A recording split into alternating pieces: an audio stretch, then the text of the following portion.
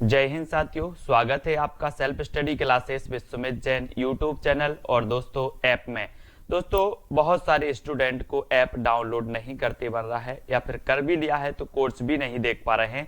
तो मैं आज उनको बता दूं कि ये जो सेल्फ स्टडी क्लासेस इस प्रकार से जब आप प्ले स्टोर से करते हैं तो ये आपका वेल जो है आइकन उसमें लगा हुआ है ना। तो इस प्रकार से सेल्फ स्टडी क्लासेस आपको सर्च करना है और ऐसे आइकन में आपको ऐप मिलने वाला है। ठीक है, तो दोस्तों हम देखें कि प्ले स्टोर में आपको इस प्रकार से दिखेगा ये सेल्फ स्टडी क्लासेस। ठीक है, ये प्ले स्टोर में आपको सेल्फ स्टडी क्लासेस का ऐप दिखने वाला है। ठीक है, ये इमेज उसमें डली है, ये आइकन, ये लोगो उसमें डला है। ठीक है, अब दोस्तों इसको इंस्टॉल करना है, यहां से आप इंस्टॉल करेंगे। ठीक है, अब इंस्टॉल करेंगे तो वहां पर आपको नंबर मांगेगा, जीमेल नंबर मांगेगा, तो आपको ओटीपी आएगा, तो आप रजिस्टर करके आगे बढ़ेंगे। ठीक दोस्तों, आज की हिंदी की कक्षा स्टार्ट हो चुकी है और हिंदी साहित्य में आज हम महत्वपूर्ण प्रश्नों पर चर्चा करने वाले हैं। ठीक है, तो सभी लोग वीडियो को लाइक कर दें और वीडियो को शेयर भी करना है। मोस्ट इंपॉर्टेंट प्रश्नों पर चर्चा करेंगे, बहुत ही बढ़िया ये प्रश्न होंगे। ठीक है, चलिए तो स्टार्ट करेंगे। आज हिंदी साहित्य में सभी लोगों को फटाफट उत्तर बताना है और जो भी साथी अभी तक चैनल को सब्सक्राइब नहीं कर पाए हैं वो सब्सक्राइब कर लें। ठीक है, और दोस्तों जो अपना YouTube चैनल है इसको क्या मिल गया है, अब ज्वाइन बटन भी अपन को प्राप्त हो गया है। ठीक है, तो जो भी ज्वाइन करना चाहते हैं वो ज्वाइन कर सकते हैं, चैनल को सपोर्ट कर सकते हैं। ठीक है, हिंदी साहित्य YouTube चैनल आपको सब्सक्राइब करके बेल आइकन को जरूर दबाना है। ठीक है, तो स्टार्ट करेंगे आज का ये वीडियो। आज का जो आपका पहला प्रश्न है दोस्तों कि भारतीय आर्य भाषाओं के विकास के कितने चरण हैं। चरण बताना है, कितने चरण हैं, 2 चरण हैं, 3 चरण हैं, 4 चरण हैं या फिर 5 चरण हैं, ये चरण आपको बताना है। तब आपका राइट आंसर क्या हो जाएगा, भारतीय आर्य भाषाओं के विकास के कितने चरण हैं। अगर आपसे बन रहा है तो उत्तर जरूर बताएं और उत्तर आपका होगा दोस्तों कितने चरण हैं। भारतीय आर्य भाषाओं के जो चरण हैं वो है 3 चरण। कितने हैं, 3, यानी कि आपका बिल्कुल सही आंसर हो जाएगा बी नंबर। बी नंबर जिन्होंने बताया उनका आंसर बिल्कुल सही है। अगला क्वेश्चन देख लो, किस विद्वान ने प्राकृत को मीठी तथा संस्कृत को कठोर कहा है। ये बहुत ही बढ़िया प्रश्न है, कई बार पूछा गया है। किस विद्वान ने प्राकृत को मीठी और संस्कृत को कठोर कहा है, जबकि है ना, तो ये जो संस्कृत को कठोर कहा है, ये संस्कृत को कठोर किसने कहा है, राजशेखर ने कहा है, भरत मुनि ने कहा है, वामन ने कहा है या फिर स्वयंभू ने कहा है। तो किसने कहा है, तो अधिकांश लोगों ने प्रश्न क्रमांक 2 का जो उत्तर बता दिया है कि राजशेखर, है ना, राजशेखर साहब हैं, इन्होंने क्या कहा कि प्राकृत को मीठी है और संस्कृत को कठोर है। अब एक चीज बताना दोस्तों, जिसका राज चल रहा है, जिसका राज चल रहा है वो किसी को कुछ भी बता सकता है, बोले हमें तो प्राकृत मीठी लगती है और संस्कृत कठोर कहता है, क्योंकि राज चल रहा है इनका। तो राजशेखर, ठीक है, राजशेखर आपका बिल्कुल सही होगा। अपभ्रंश में राम काव्य के प्रथम कवि कौन है। अपभ्रंश में राम काव्य के प्रथम कवि बताना है कौन है, ये चीज बतानी है। 4 विकल्प आपके सामने हैं, 4 में से आपको चयन करना है दोस्तों। और मैं आपको बता दूं कि जो यहाँ पर एक विकल्प देवसेन दिया है, ये देवसेन साहब की रचना है कौन सी, श्राप का 4, है ना, श्राप का 4 है। इसका रचना काल क्या है, 933 ईस्वी है। हिंदी का प्रथम ग्रंथ है, हिंदी की प्रथम रचना है श्राप का 4। ठीक है, देवसेन की है। पुष्पदंत को अभिमान मेरु कहा जाता है, आप सभी को पता है पुष्पदंत को क्या कहा जाता है, अभिमान मेरु। इनका एक ग्रंथ है दोस्तों महापुराण, इनका एक ग्रंथ कौन सा है, महापुराण है, जिसमें 63 सलाका पुरुषों की चर्चा की गई है महापुराण में। ठीक है, और रामसिंह की एक रचना है दोस्तों पाहुड़ दोहा, कौन सी है, पाहुड़ दोहा। हमने याद की थी कि राम कहाँ गए थे, पहाड़ गए थे, बन गए थे, तो ये पाहुड़ दोहा किसकी होगी, रामसिंह की होगी। लेकिन राम काव्य के जो प्रथम कवि माने जाते हैं वो कौन माने जाते हैं, स्वयंभू माने जाते हैं। ठीक है, तो आपका उत्तर क्या हो जाएगा, विकल्प नंबर 1, है ना। और मैंने आपको कई बार बताया है कि जो स्वयंभू है दोस्तों, इन स्वयंभू को राम कुमार वर्मा ने हिंदी का प्रथम कवि माना है। ठीक है, ये चीज भी आपको पता होनी चाहिए, राम कुमार वर्मा ने। और राउल बेल इनकी रचना है, राउल बेल रचना है स्वयंभू की। राउलबेल तो रोड़ा कवि की, राउलबेल तो रोड़ा कवि की है, इनकी है कौन सी है, राम काव्य पर आधारित स्वयंभू की आपको बताना है। राउलबेल तो रोड़ा कवि की है, स्वयंभू की राम काव्य पर आधारित जो रचना है वो आपको ही बताना है ना। मुझे क्या नहीं हो रहा है, याद नहीं आ रहा है वो। अगला बताना है, हिंदी में हिंदी साहित्य का इतिहास सबसे पहले किसने लिखा। हिंदी में हिंदी साहित्य का इतिहास बताना है।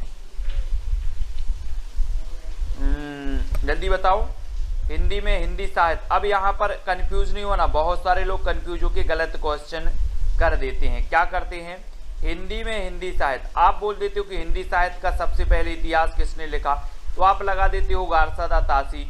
लेकिन बात यहाँ पर होती है दोस्तों, हिंदी में हिंदी साहित्य का, हिंदी भाषा में हिंदी साहित्य का इतिहास सबसे पहले लिखा है शिवसेन सेंगर ने। गारसादा तासी ये फ्रेंच विद्वान थे, तो इन्होंने फ्रेंच भाषा में लिखा है। हाँ, पयुमचर्यू, वेरी गुड प्रदीप जी, पयुमचर्यू रचना है इनकी राम काव्य पर आधारित स्वयंभू जी की, वेरी गुड पयुमचर्यू, ठीक है।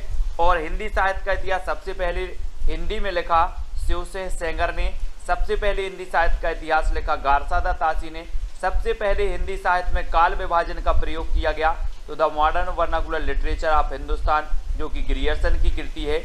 और रामचंद्र शुक्ल की अगर बात करें तो इनका हिंदी साहित्य का इतिहास एक बृहद ग्रंथ है जो कि हिंदी शब्द सागर की भूमिका में 1929 में प्रकाशित हुआ था रामचंद्र शुक्ल जी का, ठीक है। तो ये फैक्ट आपको क्लियर होते जाएं। हिंदी साहित्य का आधा इतिहास किसने लिखा, मैंने कई बार आपको याद करवाया है दोस्तों। कैसे याद करवाया कि आधा जो है, आधा सुमन, आधा कुसुम, आधा फूल किसी को नहीं दिया जाता है ना, किसी को नहीं दिया जाता ना। तो आधा इतिहास कौन लिखेगा, आधा, बोले सर आधा किसी को नहीं दिया जाता, क्या, फूल, सुमन, कुसुम, है ना, ये सभी पर्यायवाची हैं। तो ये सुमन राजे ने लिखा है ना। और दोस्तों हिंदी साहित्य का दूसरा इतिहास किसने लिख दिया, बच्चन सिंह ने लिख दिया। मैंने आपको याद करवाया था, बोले हिंदी साहित्य का दूसरा इतिहास लिखो, तो बोले दूसरा इतिहास कैसे लिखें, ये बच्चन का काम थोड़ी है, ये बच्चन का काम नहीं है, बच्चों का काम नहीं है दूसरा इतिहास लिखना। और रामचंद्र शुक्ल का तो पता ही है, राम कुमार वर्मा ने हिंदी साहित्य का आलोचनात्मक इतिहास लिखा, ठीक है। और सुमन राजे ने हिंदी साहित्य का आधा इतिहास लिखा। तो ये चीज भी आपको क्लियर हो गई। अगला आपको बताना है दोस्तों, रीतिकाल को अंधकार काल किसने कह दिया, अंधकार काल। मिश्र बंधुओं ने क्या कहा है, त्रिलोचन ने क्या कहा है, मिश्र बंधुओं ने आपको पता है इन्होंने क्या कह दिया, अलंकृत काल, है ना। क्या कह दिया, मिश्र बंधुओं ने क्या कह दिया, त्रिलोचन ने तो आपको बताना है दोस्तों, अंधकार काल जो कहा है वो किसने कहा है।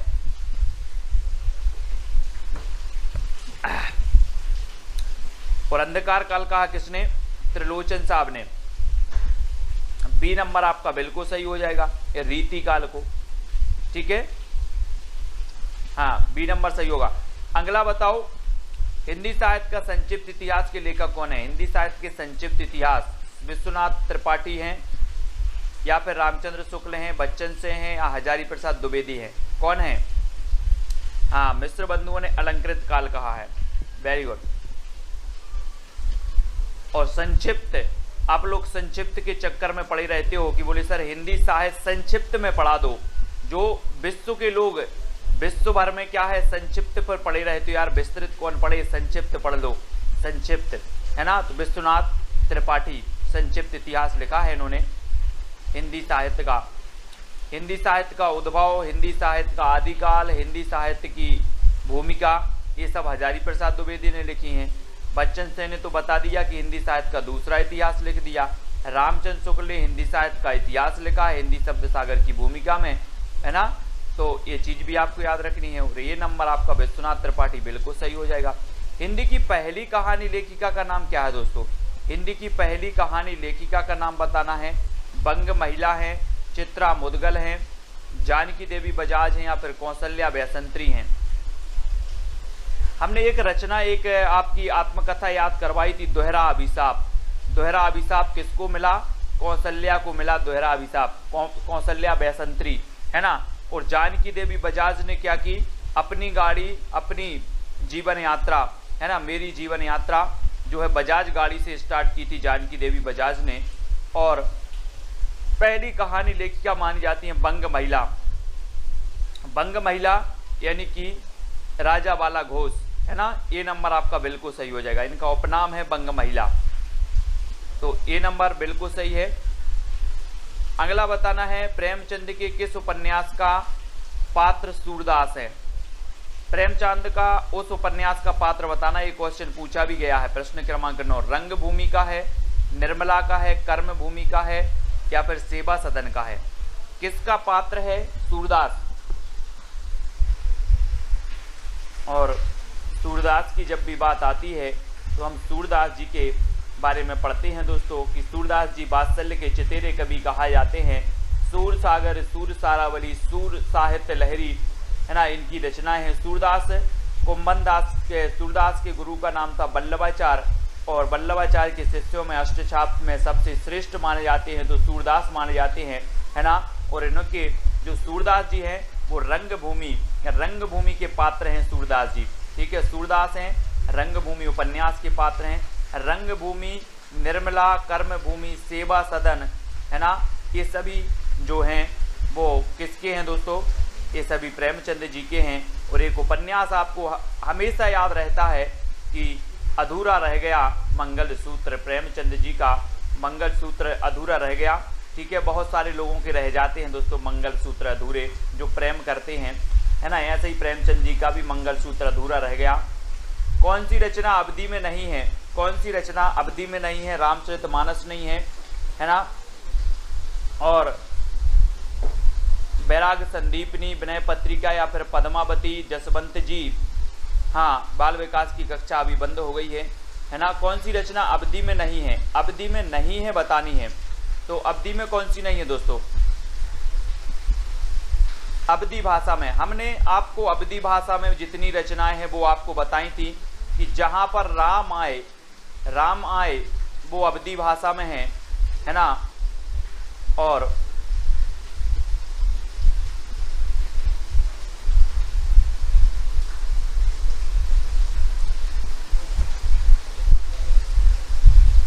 तो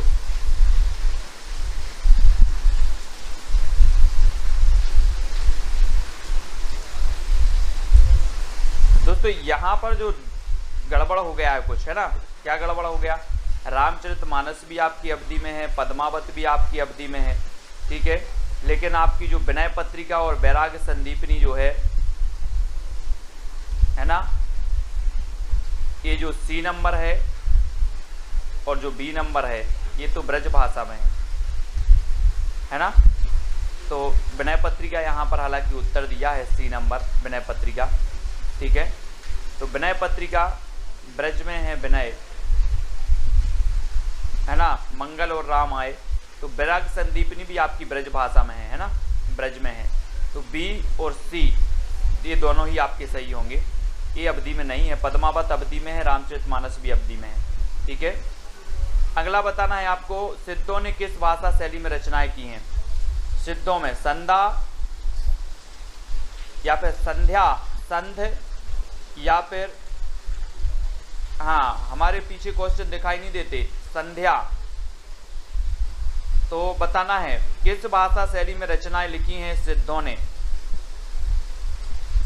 विनय पत्रिका भी ब्रज में है, हाँ। तो प्रश्न क्रमांक 11 का उत्तर बताना है और 11 का आपका बिल्कुल सही आंसर क्या हो जाएगा, 11 का।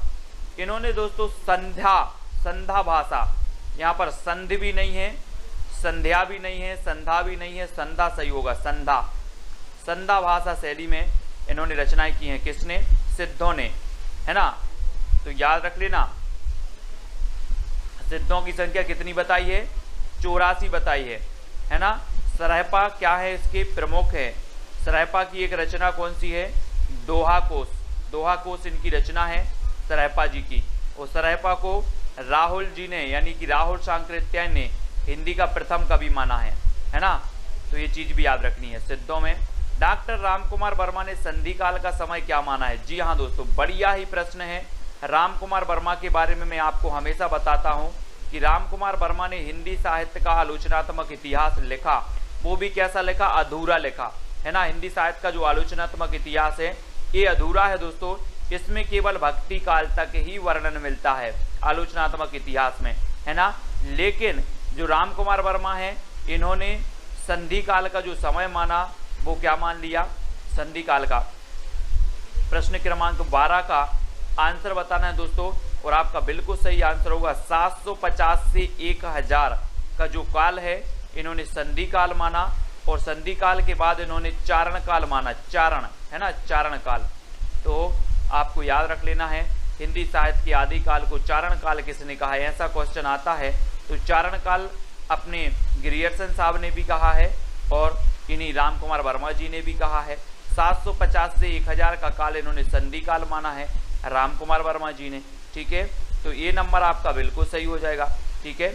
अगला क्वेश्चन देख लो, हिंदी साहित्य के प्रारंभिक काल को जय काल किसने कहा, जय, है ना, जय काल बताना है किसने कहा, रमाशंकर शुक्ल रसाल ने, महावीर प्रसाद द्विवेदी ने, मोहन अवस्थी ने या ग्रियर्सन ने। तो जय काल बताना है दोस्तों, किसने कहा ये जय काल। यहाँ पर अगर हम बात करें कि महावीर प्रसाद द्विवेदी ने तो बीज वपन काल कह दिया, है ना। रमाशंकर शुक्ल रसाल ने तो दोस्तों क्या कह दिया, रमाशंकर शुक्ल रसाल ने क्या कह दिया, क्या कह दिया, है ना, राम और शंकर की क्या हो, जय हो, जय हो, है ना। और यहाँ ये चीज याद रखनी है, जय काल, जय किसकी हो, राम की और शंकर की। तो आपका जय काल किसने कहा, रमाशंकर शुक्ल रसाल ने। मोहन अवस्थी, और अवस्थी से अवस्था हो जाएगा दोस्तों, अवस्थी से अवस्था। और जब आपकी अवस्था, जितने लोग देख रहे हैं सभी की अवस्था अगर बुढ़ापे की आ जाए तो लाठी का आधार ले लेना। इस प्रकार से जो लाठी होती ना, लाठी, लाठी का आधार ले लेना। तो आधार काल कहा मोहन अवस्थी ने, है ना। बोले सर अवस्था हो गई है मेरी, अब मैं लाठी के आधार पर चलता हूँ, आधार, तो अवस्था हो गई तो आधार लेना है, ठीक है। तो आधार काल इन्होंने कहा है मोहन अवस्थी जी ने, याद रखना है। अगला क्वेश्चन बताना है, घोटन रचना का संबंध किस विधा से है, घोटन, घोटन होने लगी किस विधा, आत्मकथा, रेखा चित्र, कहानी या फिर उपन्यास से।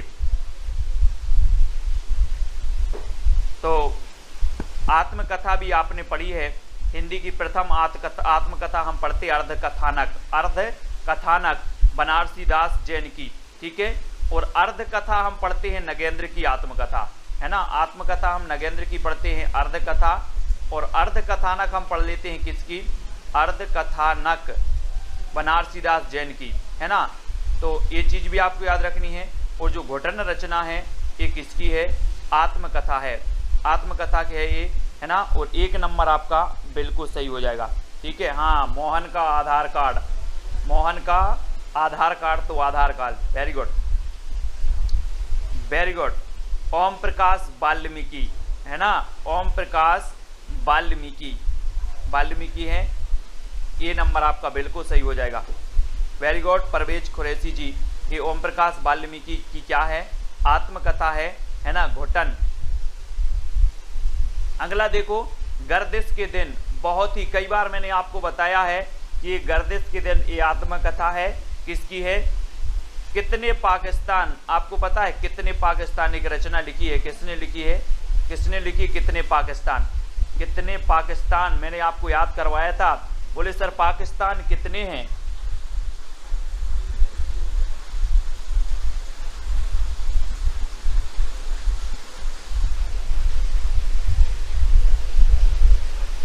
जल्दी बताना है आपको।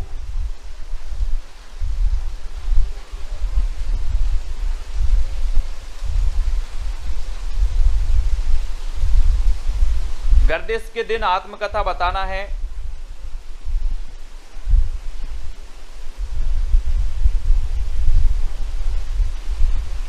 दोस्तों ये जो घोटन है, ये घोटन, वेरी गुड, अपने कुरैशी जी ने बहुत बढ़िया यहाँ पर सही बताया है कि जो घोटन है, ये घोटन जो रचना है, घोटन ये है दोस्तों आपके कौन की,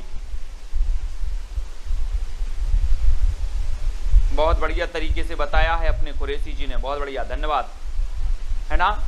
घोटन जो रचना है ये रमाशंकर आर्य की है, यहाँ पर याद रख लेना, आत्मकथा है ये किसकी है, रमाशंकर आर्य, है ना। ये रमाशंकर आर्य की है घुटन, है ना, इसको याद रखेंगे। और जो हमने बताई थी कि जो घुटन वाल्मीकि है जूठन, है ना, जूठन वाल्मीकि साहब की है। जूठन जो है, जूठन वाल्मीकि आत्मकथा है, और ये घुटन जो आत्मकथा है रमाशंकर आर्य की है। ठीक है, ये चीज याद रखनी, रमाशंकर आर्य की, है ना। हाँ, वेरी गुड, तो इसको याद रखेंगे। और गर्दिश के दिन ये कमलेश्वर जी की है, कमलेश्वर जी। बनारसी दास जी की अर्ध कथानक है ना। और जानकी देवी बजाज की मेरी जीवन यात्रा और मेरी जीवन यात्रा, इन दोनों की ही है। ठीक है, हाँ ठीक है, तो इनको याद रखेंगे। जानकी देवी बजाज की मेरी जीवन यात्रा और राहुल सांकृत्यायन की भी मेरी जीवन यात्रा, इन दोनों की भी याद रखेंगे। ठीक है, बहुत बढ़िया। अगला देखो, पुष्टि मार्ग के प्रवर्तक माने जाते हैं तो कौन माने जाते हैं? वल्लभाचार्य, रामानंद, विट्ठलनाथ और रामानुज। ये जल्दी से बताना है दोस्तों। पुष्टि मार्ग के प्रवर्तक माने जाते हैं तो कौन माने जाते हैं? कोई बात नहीं, देखो जब कोई क्वेश्चन गलत होता है और जब क्वेश्चन को आप गलत से सही करते हो तो वो चीज़ आप कभी नहीं भूल सकते। जो क्वेश्चन आपका गलत हुआ है और गलत को आप सही करते हो, वो क्वेश्चन आपके माइंड में बैठ जाता है, अब आप कभी नहीं भूलोगे। घुटन किसकी है? रमाशंकर आर्य की। जूठन किसकी है? ओम प्रकाश वाल्मीकि की, है ना। तो होना चाहिए, गलत भी होना चाहिए। ठीक है,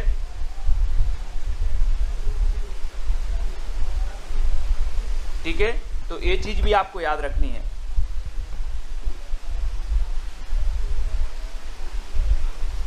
फिर अगला क्वेश्चन आपको बताना, पुष्टि मार्ग के जो प्रवर्तक हैं वो कौन है? पुष्टि मार्ग के प्रवर्तक दोस्तों,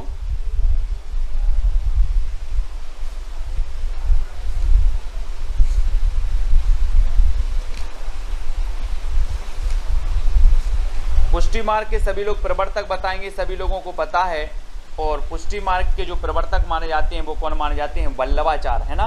वल्लभाचार्य, यानी कि आपका जो वल्लभाचार्य जी हैं, ए नंबर आपका बिल्कुल सही हो जाएगा। पुष्टि मार्ग के प्रवर्तक हैं वल्लभाचार्य, ए नंबर। ठीक है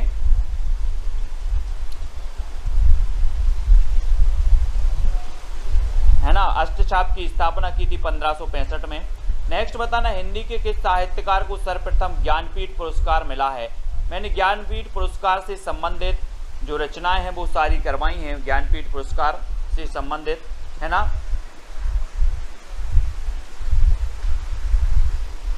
और सर्वप्रथम ज्ञानपीठ पुरस्कार किसे मिला, ये चीज भी बतानी है।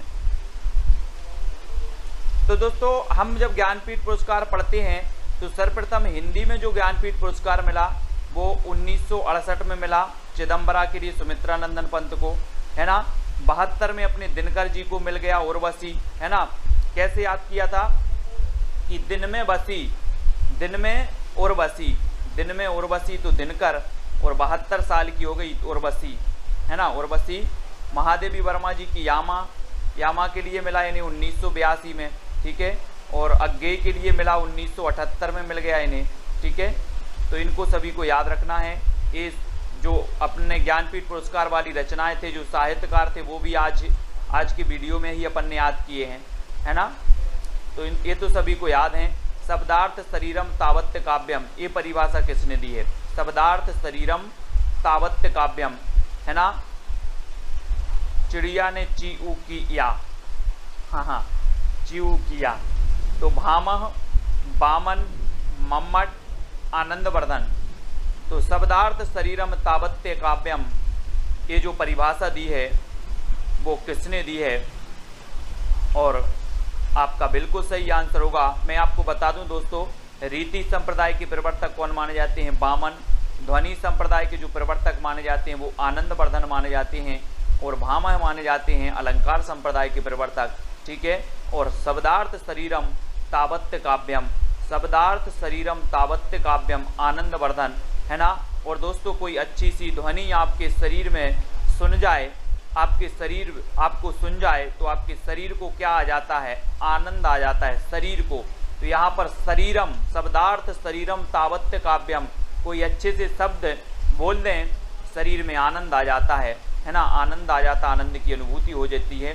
तो शब्दार्थ शरीरम तावत्य काव्यम, ये आनंदवर्धन की परिभाषा है। हिंदी के प्रथम दैनिक समाचार पत्र का नाम बताना है दोस्तों। हिंदी का प्रथम दैनिक समाचार पत्र कौन है? मैंने आपको समाचार पत्र भी याद करवाए हैं, पढ़ाए हैं, ऐसे हमेशा पूछे जाते हैं। हमने याद करवाए थे क्या? प्रदीप के बाल भट्टा से भरत गए, है ना, याद है आप लोगों को ट्रिक? प्रदीप के बाल भट्टा से भरत गए, यानी कि जो हिंदी प्रदीप था, हिंदी प्रदीप के संपादक कौन थे? बाल से बालकृष्ण भट्ट, ये हमने याद करे थे, है ना। ठीक है, प्रदीप के बाल भट्टा से भरत गए। अब प्रदीप जी हैं, बोले सर आप वही वही क्यों बोल रहे हो? हाँ, वेरी गुड। तो ये दैनिक समाचार पत्र यहाँ पर पूछा गया, ये समाचार सुधावर्षण है, ठीक है। 1854 में श्याम सुंदर सेन इसके संपादक थे। और दोस्तों प्रथम समाचार पत्र माना जाता है उदंत मार्तंड, और ये उदंत मार्तंड क्या था? ये साप्ताहिक समाचार पत्र था, है ना। हिंदी का अगर आपसे पूछा जाता, ये दैनिक काट देते, ये दैनिक समाचार पत्र काट देते। प्रथम अगर इतना बस पूछा जाता प्रथम, तो आप लगा देते उदंत मार्तंड, है ना। और यहाँ पर दैनिक की जगह साप्ताहिक कर दिया जाता, साप्ताहिक, तब भी आप लगाते उदंत मार्तंड। लेकिन यहाँ पर अगर दैनिक अगर दिया है तो आपको यहाँ आ जाना है समाचार सुधावर्षण पर, ठीक है, समाचार सुधावर्षण पर। और दोस्तों ये बंगदूत पत्रिका 1829 में प्रकाशित हुई थी राजा राम मोहन राय द्वारा, बंगदूत पत्रिका 1829 में, और ये 1826 में उदंत मार्तंड, है ना, ये 1854 में हुआ था। समाचार सुधावर्षण हिंदी का प्रथम दैनिक समाचार पत्र, है ना। अवधि को अन्य किस नाम से भी जाना जाता है दोस्तों? अवधि को बघेली, दोनों, कोसली या इनमें से कोई नहीं, तो किस नाम से जाना जाता है अवधि भाषा को? प्रश्न क्रमांक 20 का सही आंसर बताना है। और अवधि को जाना जाता है प्रश्न क्रमांक 20 में, अवधि को कहा जाता है क्या? कोसली, कोसली यानी बी नंबर आपका बिल्कुल सही होगा। अवधि को कोसली भाषा के रूप में जाना जाता है, और बी नंबर आपका बिल्कुल सही हो जाएगा, ठीक है, बी नंबर। अगला क्वेश्चन है दोस्तों, स्नेह लीला की रचनाकार कौन है? स्नेह लीला, है ना, स्नेह है हमें, है ना, किससे स्नेह है? विष्णु जी से। किससे स्नेह है? विष्णु जी से स्नेह है। तो स्नेह लीला की रचनाकार कौन होंगे? विष्णुदास होंगे, है ना, विष्णुदास, विष्णुदास, विष्णुदास। तो विष्णुदास यानी सी नंबर स्नेह लीला के रचनाकार विष्णुदास जी हो जाएंगे। आदिकालीन साहित्य का प्रमुख रस कौन सा था? 22। शांत था, श्रृंगार था, वीर था या फिर हास्य था?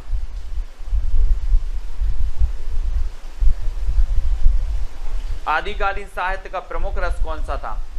दोस्तों आपने पता है कि रामचंद्र शुक्ल ने 12 रचनाओं के आधार पर इस आदिकाल का नाम रख दिया वीर गाथा काल, है ना, वीर गाथा काल रख दिया। 12 रचनाओं को प्रामाणिकता का आधार माना, और वीर रस का जो इसमें प्रधान था, और आश्रय कवि हुआ करते थे, मतलब जो है विभिन्न प्रकार के जो आश्रित राजाओं के आश्रित थे उनकी यशोगान का वर्णन करते थे। तो पूर्ण रूप से इन ग्रंथों को प्रामाणिक नहीं माना गया, ठीक है। अगला आपको बताना है निम्न में से कौन सा मनोविश्लेषणवादी कवि माना जाता है? मनोविश्लेषणवादी, ये क्वेश्चन कई बार पूछा गया है दोस्तों। मनोविश्लेषणवादी, यहाँ आप लोग कंफ्यूज होते हो। देखो मनोविश्लेषणवादी कवि माने जाते हैं कौन कौन? जैनेन्द्र कुमार माने जाते हैं, ईलाचंद्र जोशी माने जाते हैं, अज्ञेय माने जाते हैं, ये तीनों ही माने जाते हैं दोस्तों। और एक और माने जाते हैं, अगर किसी को पता हो तो बता देना, कमेंट में बता देना, है ना। एक और माने जाते हैं, कौन माने जाते हैं? मनोविश्लेषणवादी। ये क्वेश्चन कई बार पूछे गए। अज्ञेय, जैनेन्द्र और ईलाचंद्र जोशी, ये मनोविश्लेषणवादी कवि हैं। यानी आपका उत्तर क्या हो जाएगा? डी नंबर हो जाएगा। ये क्वेश्चन बनता ही है, ठीक है।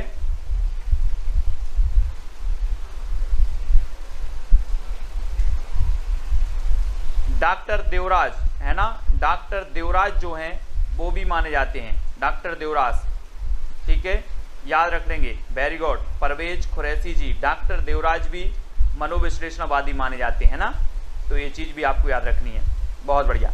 अगला बताना, हिंदी का सबसे प्राचीन छंद कौन सा है? प्राचीन, दोहा है, वर्वे है, छप्पय है या फिर सबैया है? सबसे प्राचीन छंद की बात हो रही है और सबसे प्राचीन छंद कौन सा माना जाता है?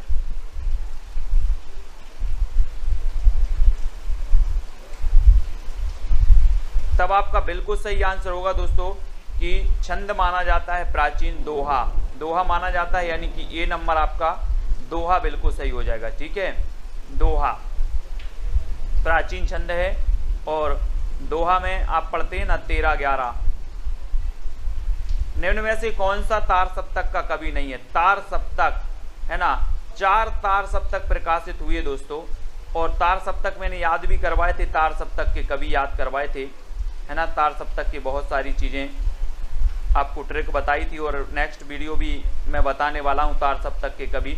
प्रथम के कौन हैं, द्वितीय के कौन हैं, तृतीय के कौन हैं, है ना।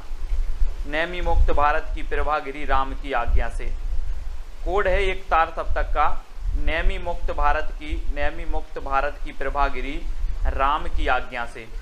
ये ऐसा कोड मैं आपको कर करके बताऊंगा। और तार सप्तक के नेमीचंद्र जैन भी हैं, मुक्तिबोध भी हैं, अज्ञेय भी हैं। तो कौन नहीं है? रामधारी से दिनकर साहब नहीं है। दिनकर यानी सी नंबर, ठीक है, दिनकर साहब नहीं है। रामायण महानाटक के रचयिता कौन है दोस्तों? ये 1610 का नाटक है। ये पूछा गया है LT ग्रेड में पूछा गया, यूपी LT ग्रेड में, है ना, कि रामायण महानाटक की रचना कौन है? ज्योतिश्वर ठाकुर हैं, नाबादास हैं, प्राणचंद्र चौहान हैं, या फिर दामोदर कवि हैं। तो आपको पता है कि रामायण हमारी क्या है? प्राण है। तो रामायण महानाटक के रचयिता कौन होंगे? प्राणचंद्र चौहान, है ना। और एक रचना है वर्ण रत्नाकर। वर्ण काय में पढ़ना है? वर्णमाला या फिर वर्ण पढ़ना है हमें ज्योति में, अंधेरे में नहीं पढ़ना है, ज्योति में पढ़ना है। तो वर्ण रत्नाकर ज्योतिश्वर ठाकुर की है। भक्तमाल आपको पता है नावादास की है भक्तमाल, ठीक है। और दामोदर कवि की कौन सी है? दामोदर कवि की आपको बताना है कौन सी है, कमेंट में लिखो फटाक से। दामोदर कवि की रचना कौन सी है जो प्रसिद्ध है, पूछी जाती है?